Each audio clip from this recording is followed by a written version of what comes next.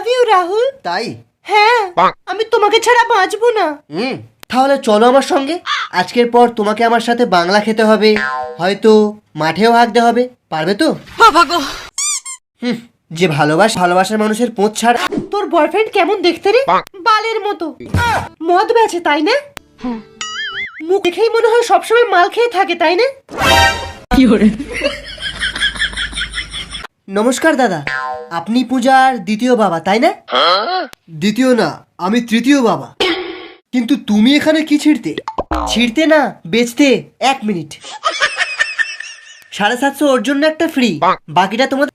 আমি মদওয়ালা, ফুল টাইমে মদের দোকান চালাই আর পার্ট টাইমে মদ বেচি। আমার দিকে ওরম করে তাকাবেন না, আপনার মুখটা দেখে মনে হয়।